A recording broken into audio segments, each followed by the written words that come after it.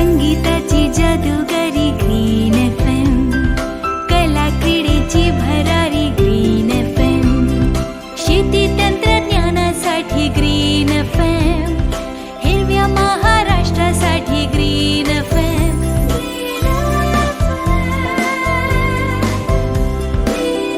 90.4 green FM.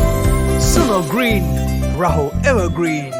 नमस्कार मंडळी, हे आहे 90.4 ग्रीन FM आणि तुम्ही ऐकताय डॉक्टर्स रूम हा आरोग्यविषयक कार्यक्रम. तुमच्या सगळ्यांचं या कार्यक्रमामध्ये मनापासून स्वागत आहे. मंडळी, 8 जून हा वर्ल्ड ब्रेन ट्युमर डे म्हणून संपूर्ण जगभर पाळला जातो आणि त्याविषयी आज आपण या कार्यक्रमामधून बोलणार आहोत. आपण जाणून घेणार आहोत नेमका ब्रेन ट्युमर म्हणजे काय असतो. कारण मंडळी, आपल्याला माहिती आहे, एखाद्याला आपल्या आसपासच्या किंवा जवळच्या माणसाला किंवा नातेवाईकाला हा शब्द जर ऐकायला मिळाला त्याच्या बाबतीत तर आपल्याला खूप धक्का बसतो आणि मग आपण घाबरून जातो, कारण याबद्दलच्या बऱ्याच गैरसमजुती सुद्धा आपल्या मनात असू शकतात. तर नेमकं हे सगळं काय आहे हेच आज आपण जाणून घेतोय आणि आज आपल्याला मार्गदर्शन करतात न्यूरोसर्जन डॉक्टर मदन जाधव. नमस्कार सर. नमस्कार मॅडम. या वर्ल्ड ब्रेन ट्युमर डेच्या अनुषंगानं आज आपण त्याविषयी सगळी माहिती सांगणार आहे. पहिल्यांदा आपण श्रोत्यांना असं सांगूया की ब्रेन ट्युमर म्हणजे काय, कारण लोकांच्या मनामध्ये शंका असते ट्युमर म्हणजे कॅन्सर. तर ते तर आपण नंतर डिटेल बोलूच, पण आत्ता सांगूया की ब्रेन ट्युमर म्हणजे नेमकं काय. ब्रेन ट्युमर याविषयी पण म्हणालात मॅडम की समाजामध्ये एक प्रकारचा फोबिया किंवा ज्याला लोक घाबरतात अशी एक कल्पना आहे. पण ब्रेन ट्युमर हा एक माझ्या मतानं की इतका घाबरण्यासारखा विषय नाही. कारण ट्युमर हा शब्द मुळात असा आहे की जे सामान्य लोकांना वाटतं की ट्युमर म्हणजे कॅन्सरच असतो. पण जनरली ट्युमरमध्ये अशा गाठी खूप असतात ज्या कॅन्सर नाहीत आणि ज्यांची वेळेवर ट्रीटमेंट झाली तर त्यातनं पूर्ण बरं होण्याची खात्री असते. तर ट्युमर ह्या शब्दाची व्याख्या अशी म्हणायला गेली तर त्याचा अर्थ असा असतो की ज्यांच्या काही पेशी ज्यांच्या वाढीवर कंट्रोल राहत नाही अशा पेशी वाढल्या शरीरात कुठेही की त्याला ट्युमर म्हणतात. ह्याच्या मुळात 2 भाग पडतात. काही ट्युमर असतात ते बिनाईन ज्याला आम्ही म्हणतो की त्या गाठी असतात पण ते कॅन्सर सारखे पसरत नसतात, आणि काही असतात त्या मॅलिग्नंट म्हणजे ज्याला आपण सर्वसामान्य भाषेत सुद्धा कॅन्सर हा शब्द वापरतो.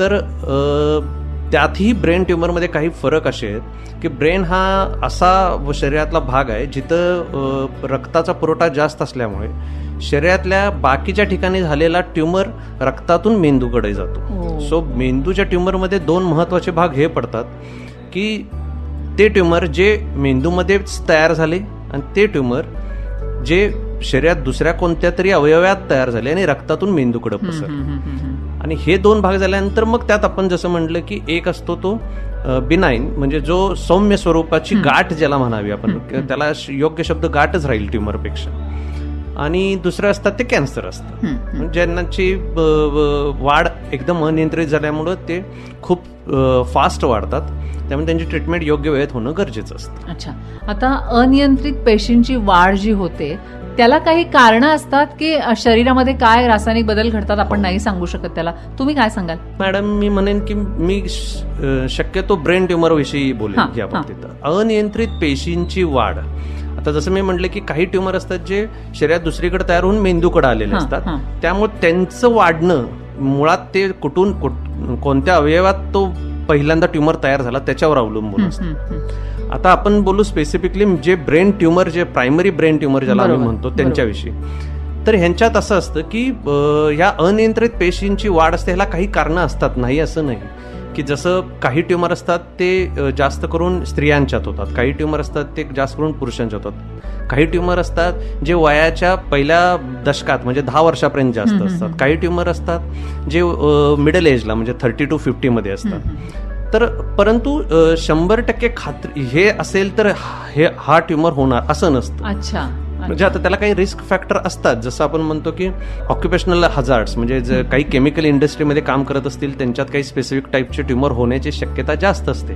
त्याच्यानुसार ते होऊ नयेत म्हणून सरकार किंवा त्या बाबतीत ज्या योग्य यंत्रणा असतात ती काळजी घेत असतात. काही ट्युमर असतात जे एक्सरे किंवा आयोनायझिंग रेडिएशन ज्याला आम्ही म्हणतो की रेडिएशनच्या एक्सपोजरमुळे होऊ शकतात. परंतु जे जास्त प्रकारचे मेंदूचे ट्युमर आहेत, बिनाईन किंवा ज्याला आपण म्हणतो की कॅन्सरस, त्यांचे बऱ्यापैकी कारणं अशी आहेत की त्याला कोणतं एक स्पेसिफिक कारण नसतं. म्हणजे आता जसं आपण म्हणतो की फुफ्फुसाचा कॅन्सर होण्यासाठी धूम्रपान असेल तर त्याचे चान्सेस खूप जास्त असतात, किंवा तोंडाचा कॅन्सर हा तंबाखू चघळणाऱ्यांच्यामध्ये जास्त होतो. पण अशा कोणत्या तरी एखाद्या हॅबिट किंवा वाईट सवयीमुळे मेंदूचा कोणता तरी कॅन्सर होतो असं नसतं. खूप बऱ्यापैकी लोकांच्यात कारण हे असतं की त्यांच्यात कोणतीही पूर्वीची काही कारणं म्हणजे सवयी किंवा काही त्याच्यामुळे झालंय असं नसतं. काय ते कुणाच्यातही होऊ शकतं. बरं. आता काही ट्युमर आहेत जे फॅमिली हिस्ट्रीमध्ये, म्हणजे तुमच्या घरात जर का आई किंवा वडील किंवा आजोबा आजी किंवा काका मामा ह्यांच्यात कुणाला झालं असेल तर तुमच्यात होऊ शकतात. पण त्याचा अर्थ असा नसतो की तो प्रत्येकालाच होतो. त्यामुळं फक्त हे आपल्या चान्सेस आहेत. त्यामुळे त्याच्यातून आपण हे शिकायला लागतं की आपल्या घरात जर का असं कुणाला झालं असेल तर आपण त्या बाबतीत काळजी घ्यावी लागते की मला जर का ब्रेन ट्युमर असणे किंवा मेंदूच्या दुखापतीची कोणतीही कारणं लागत असतील, दिसत असतील, जसं डोकं दुखतंय, मला चक्कर येते, मला उलटी होते, चालताना माझा तोल जातोय, ह्यापैकी कोणती काही लक्षणं असतील तर आपण वेळेत तपासणी करून तशी कोणती गाठ आपल्या डोक्यात नाही हे बघणं महत्वाचं असतं. बरोबर. तुम्ही आता काही लक्षणं सांगितलीत सर. डोकंदुखी हा विशेषतः त्याच्यामध्ये मुद्दा येतो, कारण अनेक जणांचं डोकं अनेक वेळेला दुखायची शक्यता असते आणि त्याची कारणं पण खरं तर खूप असतात. पण एक प्रिव्हेन्शन म्हणून कोणत्या डोकेदुखीसाठी आपण आपल्या डॉक्टरना आणि स्पेसिफिक आपले जे असतील, न्यूरोफिजिशियन असतील किंवा न्यूरोसर्जन असतील यांच्यापर्यंत जाण्याचा जो कालावधी आहे तो कमीत कमी असावा. म्हणजे जर नसेल तर ओके, पण असेल तर वेळेत तो सापडेल. त्या दृष्टिकोनात काय सांगाल तुम्ही की कोणती कारणं यातली जी लक्षणं तुम्ही सांगितलीत ती पटकन पकडावीत?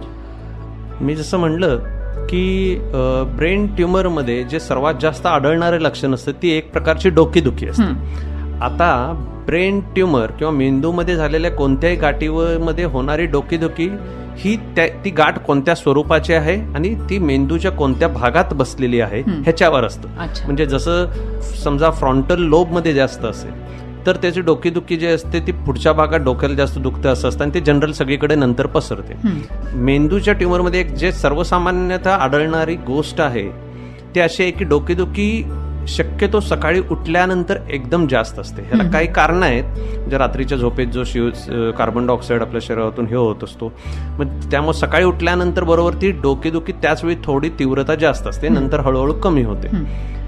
पण असं स्पेसिफिक कोणतंही हे नसतं. माझं असं हे सांगण्यात मी म्हणेन की आता जनरली आपल्या सर्वसामान्य नागरिकांमध्ये मायग्रेन किंवा टेन्शन हेडॅक किंवा क्लस्टर हेडॅक म्हणजे डोकेदुखीचे वेगवेगळे प्रकार असतात. अगदी.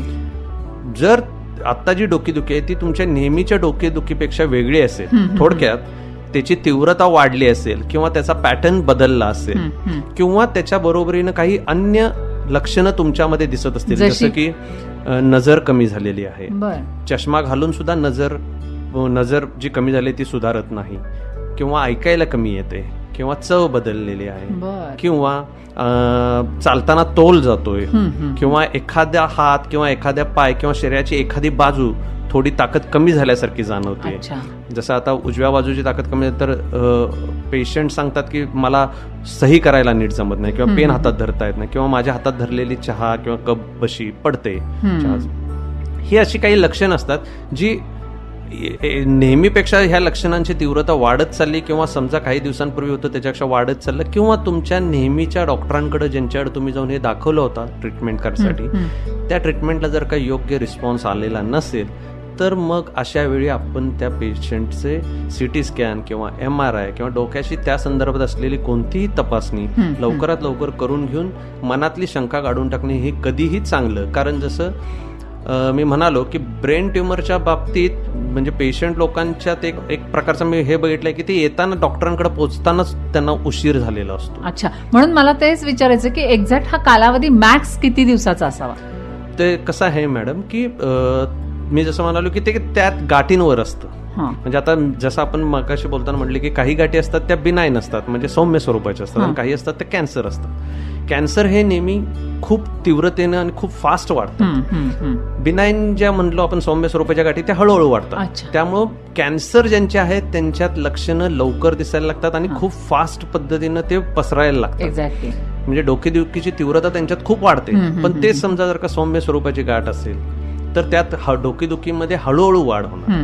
मग ह्याच्यावर ते अवलंबून असतं. आता कॅन्सर असेल ते काही अगदी आठवड्यामध्ये सुद्धा एकदम काही ऑपरेशन करायच्या पलीकडे निघून जातात आणि काही बिनाईन गाठी असतात ते आम्ही अशा भेटल्या ते काही वर्षानुवर्ष असतात ते हळूहळू वाढत असतात. हा, म्हणजे एकूण काय की जेवढ्या लवकरात लवकर आपल्या लक्षात येईल तेवढ्या लवकरात लवकर आपण त्यात एका वाक्यात सांगायचं झालं मी हे म्हणेन की जर तुम्हाला तुमच्या नेहमीच्या डोकेदुखीपेक्षा वेगळी डोकेदुखी किंवा त्याच्या तीव्रतेमध्ये किंवा त्याच्या पद्धती पॅटर्न मध्ये फरक झाला असेल आणि तुमच्या नेहमीच्या ट्रीटमेंट जे तुम्ही नेहमी घेत होता डॉक्टरांकडे त्यांना फरक पडत नसेल तर मात्र त्या अनुषंगानं तपासणी केलेली कधीही चांगली. बरोबर. आणि तपासणी केल्यामुळे जर निगेटिव्ह रिपोर्ट आले तर उत्तमच आहे, पण पॉझिटिव्ह रिपोर्ट आले तर पुढच्या ट्रीटमेंटच्या दृष्टिकोनातून ते फार महत्वाचं आहे मंडळी, असं म्हणायला हरकत नाही. सर, याला काही वयाचं बंधन आहे? मी जसं म्हणालो की काही ट्युमर काही गाठी असतात जे काही वयातच जास्त असतात. जसं आता मेडुलोब्लास्टोमा नावाचा ट्युमर आहे तो जन्मल्यापासूनच्या एक पहिल्या दशकातच जास्त असतो.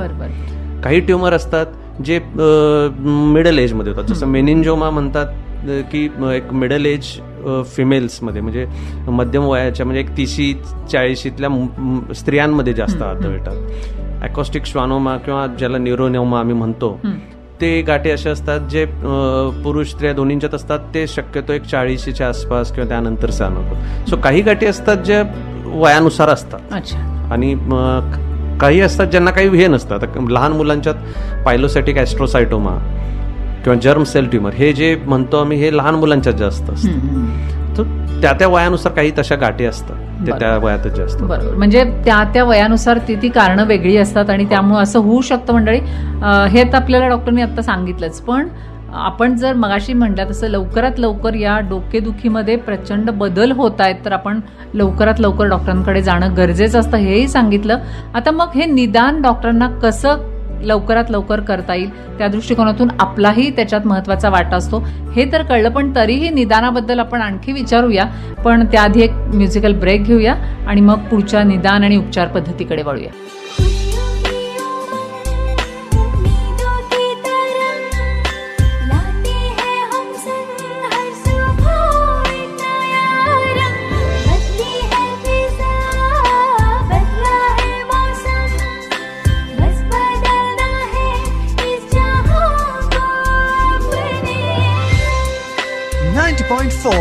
Green FM. सुनो ग्रीन, राहो एव्हरग्रीन. तर मंडळी 90.4 ग्रीन FM वर तुमच्या सगळ्यांचं पुन्हा एकदा स्वागत डॉक्टर्स रूम या कार्यक्रमात. आज आपण ऐकतोय 8 जूनला जो वर्ल्ड ब्रेन ट्युमर डे संपूर्ण जगभर आणि आपल्या बरोबर आहेत neurosurgeon doctor Madan Jadhav. Sir, आपण लक्षणं बघितली, साधारण कोणत्या वयामध्ये काय होऊ शकतं, कुणाला हे होऊ शकतं हे याबद्दल सुद्धा तुम्ही सांगितलं, पण याचं निदान लवकरात लवकर होणं तेही गरजेचं असतं.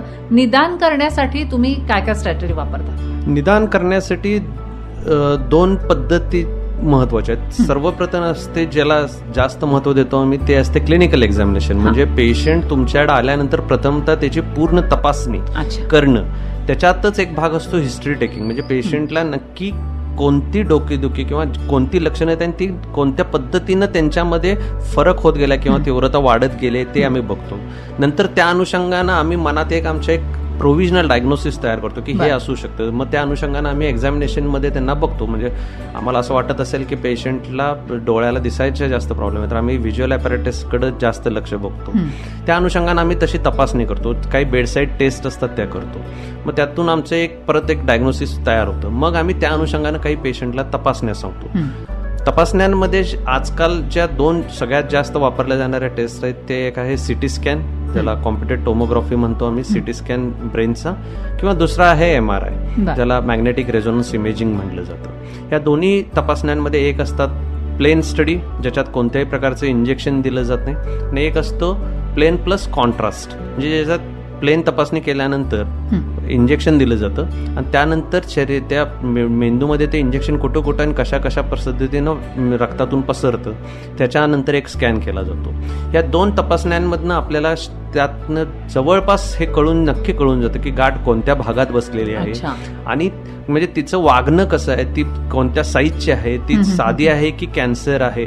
आता तरी नवीन टेक्नॉलॉजीमध्ये इतके नवीन ॲडव्हान्सेस आलेत. आता MRI मध्ये सुद्धा पूर्वी एकदम MRI 0.3 टेस्ला वगैरे होते, आता जवळपास 3 टेस्ला MRI सुद्धा, 1.5 टेस्ला तर सगळीकडेच आहेत आता, पण 3 टेस्ला 5 टेस्ला MRI सुद्धा आलेले आहेत.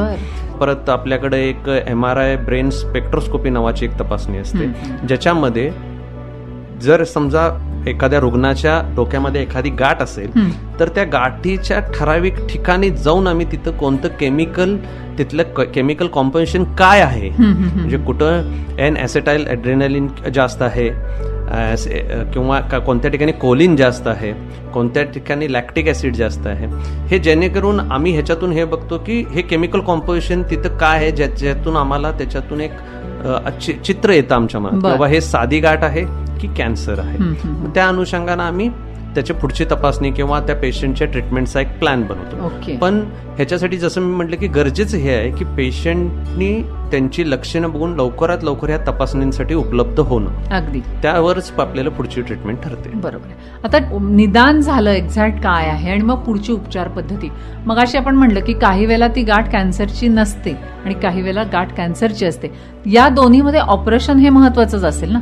कोणत्याही मेंदूच्या गाठीसाठी ट्रीटमेंटची एक भाग असते, ट्रीटमेंटची एक स्ट्रॅटेजी असते आणि ब्रॉड क्लासिफिकेशन म्हणजे स्थूल मानाने यांचं जर का त्या ट्रीटमेंटच्या स्ट्रॅटेजीचं वर्गीकरण करायचं झालं तर 3 भाग पडतात. एक असते सर्जरी, ज्याच्यात आपण ऑपरेशन केलं जातं, एक असतं रेडिएशन, ज्याला आपण सर्वसामान्य भाषेत शेक देणं म्हणतो, आणि एक असतं किमोथेरपी, ज्याच्यात आपण सर्वसामान्य भाषेत कॅन्सरची इंजेक्शन देणं म्हटलं जातं. आता ह्याच्यात सुद्धा सब क्लासिफिकेशन भरपूर आलेलं आहे. जसं सर्जरीमध्ये एक तर आहे ओपन सर्जरी, म्हणजे पूर्णपणे ओपन करून व्यवस्थित मायक्रोस्कोप खाली तो ट्युमर काढला जातो. एक आता अलीकडे नवीन आलेल्या टेक्निकनुसार रेडिओ सर्जरी, म्हणजे रेडिएशनचा वापर करून प्रिसाइज त्या ठिकाणी ऑपरेशनच्या ठिकाणी ट्युमरला, जो छोटासा ट्युमर असेल त्याला जाळण्याची शस्त्रक्रिया केली जाते.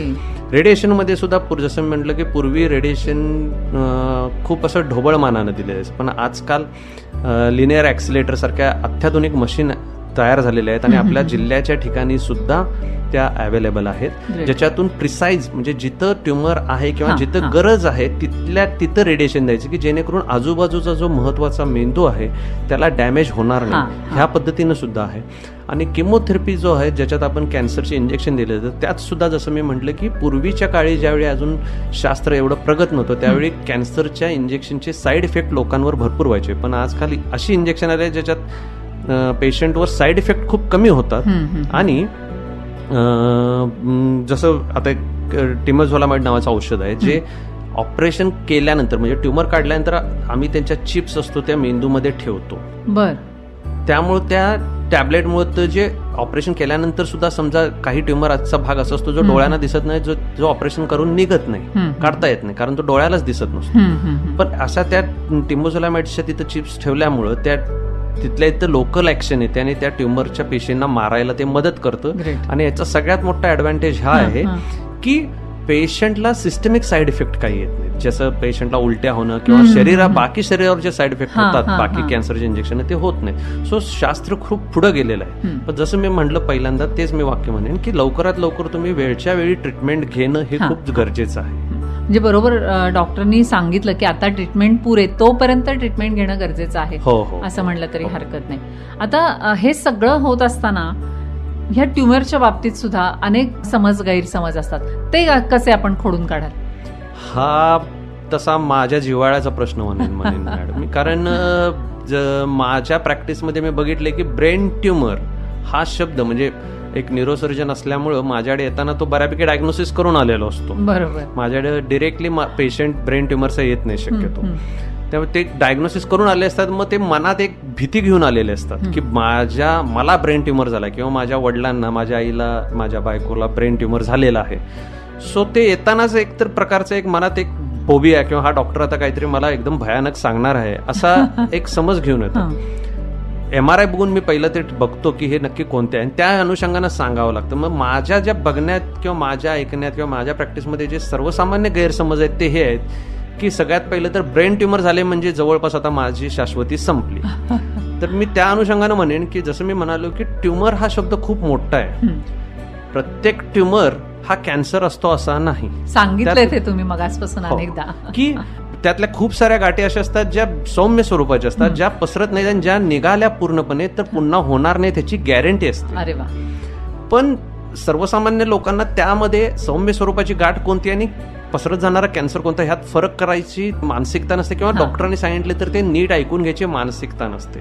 सर्वप्रथम मी म्हणेन की ब्रेन ट्युमर झाला आहे आपल्याला किंवा आपल्या जवळच्या कोणाला तर घाबरून न जाणं चांगलं. बरोबर. योग्य डॉक्टरांकडे जाऊन न्यूरो फिजिशियन किंवा न्यूरोसर्जन सरांकडे जाऊन त्यांची सल्ला घेणं की बाबा नक्की कोणत्या स्वरूपाचं गाठ आहे, ही खरोखर कॅन्सर आहे की साधी गाठ आहे, मग त्याच्याविषयी ट्रीटमेंट कोणती आहे, मग त्या ट्रीटमेंटमधून किती सक्सेसचा म्हणजे ट्रीटमेंट पूर्ण केली तर ते यशस्वी होईल, पूर्ण सक्सेस होईल, पेशंट नीट राहील याची पूर्ण शक्यता, ज्या आपल्या मनातल्या शंका कुशंका, मी म्हणेन ज्या काही मनात शंका कुशंका तुम्ही घेऊन जाता डॉक्टरांकडे त्या त्यांना पूर्ण विचारा, स्वतःचं शंका निरसन पूर्ण करून घ्या.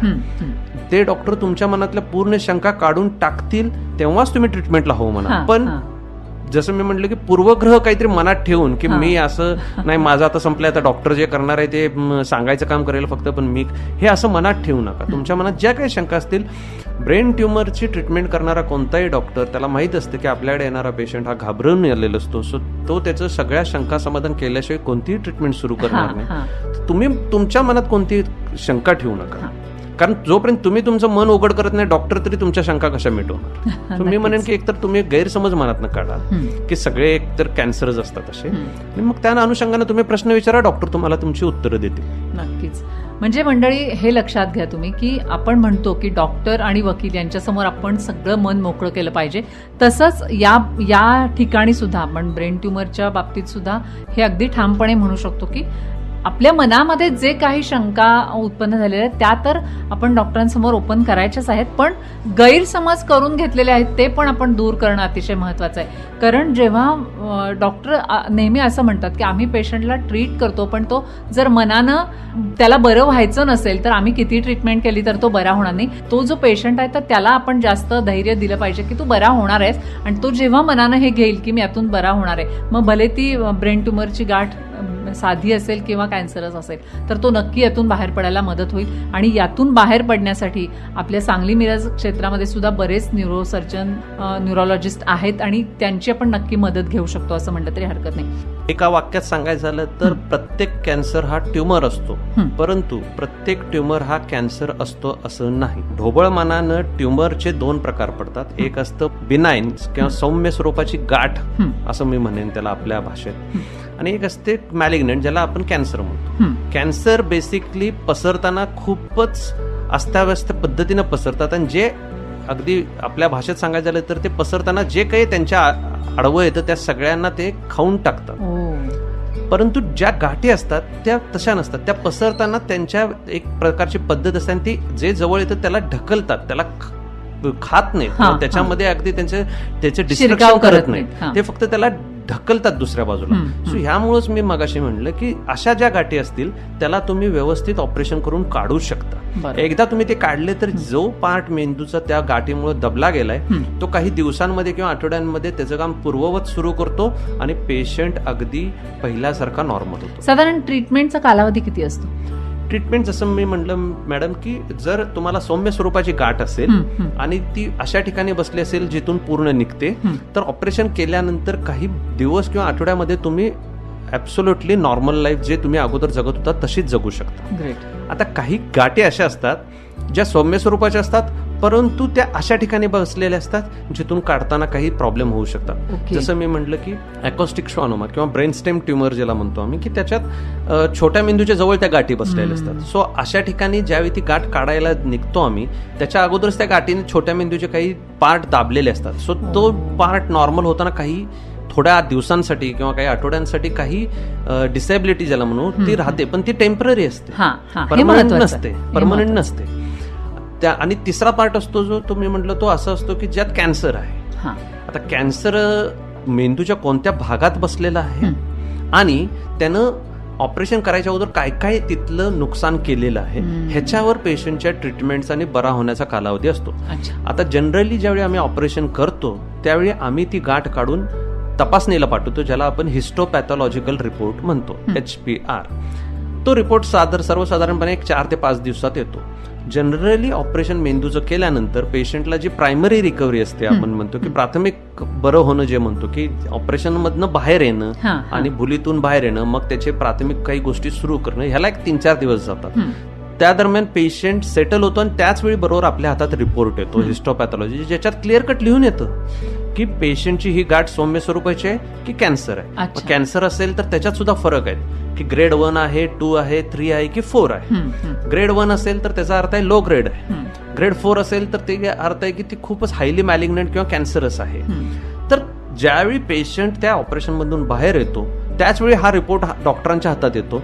त्यामुळे डॉक्टरांना नातेवाईकांशी बोलताना बरं पडतं की बाबा तुमचा पेशंट आता असा बरा झालाय किंवा त्याची आत्ताची इम्प्रुव्हमेंट एवढी आहे आणि हा रिपोर्ट नुसार असा आहे, तर आपल्याला पुढची ट्रीटमेंट ही करावी लागेल किंवा काही करायची गरज आहे की नाही. जसं मी म्हटलं, सौम्य स्वरूपाची गाठ असेल आणि डॉक्टरांना ती पूर्ण गॅरंटी असेल की मी पूर्ण काढली तर पुढे काय करायची गरजच नाही. समजा आपल्याला असं असेल की कॅन्सरस आले, ग्रेड 4 आलेले आहे रिपोर्ट, त्याचा कॅन्सरस गाठ आहे, तर मग त्यावेळी रेडिएशन किंवा केमोथेरपी घ्यायची की नाही हे त्या रिपोर्टनुसार डॉक्टर लोक त्या पेशंटच्या नातेवाईकांना सांगतात. अच्छा, खरं सर तुम्ही हे इतकं अगदी व्यवस्थित सांगितलेलं आहे, आमच्या सगळ्या मंडळींच्या नक्की लक्षात येईल. त्यामुळे एक होईल की प्रत्येक ब्रेन ट्युमर समजा त्याचा डायग्नोसिस झाला तर पेशंट आणि पेशंटचे नातेवाईक घाबरून नाही जाणार, आधी बघतील तो ट्युमर आहे की कॅन्सर आहे. नाहीतर नुसतंच ब्रेन ट्युमर म्हणलं की जे घाबरून जायची मनस्थिती होती लोकांची, ती नक्की आपल्या या कार्यक्रमानंतर कमी होईल असं मला वाटतंय.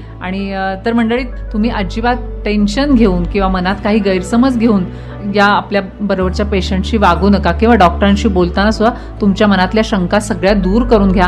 नक्कीच याची भीती कमी होईल. ब्रेन ट्युमर असेल तर ओकेच, ब्रेन ट्युमर हा ट्युमर नसून तो कॅन्सरच असेल तर तशीही ट्रीटमेंट डॉक्टर आपल्यावर करतील आणि आपल्याला या आजारातून बाहेर काढतील असं म्हणायला हरकत नाही. तर सर तुम्ही इथून खरंच हे छान सांगितलं आम्हाला, आमच्या सगळ्या लिस्नर्सना याचा नक्की फायदा होईल. तर मंडळी, आज आपल्याबरोबर होते न्यूरोसर्जन डॉक्टर मदन जाधव. तर सर तुम्ही इथे येऊन हे सांगितलं, मनापासून धन्यवाद. धन्यवाद मॅडम. तर मंडळी, 90.4 ग्रीन FM तुमच्यासाठी दर रविवारी आरोग्यविषयक कार्यक्रम घेऊन येतं. त्यामुळं 90.4 ग्रीन FMचं युट्यूब चॅनल नक्की सबस्क्राईब करा. संगीताची जादूगारी ग्रीन FM, कला क्रीडेची भरारी ग्रीन FM, शेती तंत्रज्ञानासाठी ग्रीन FM, हिरव्या महाराष्ट्रासाठी ग्रीन FM.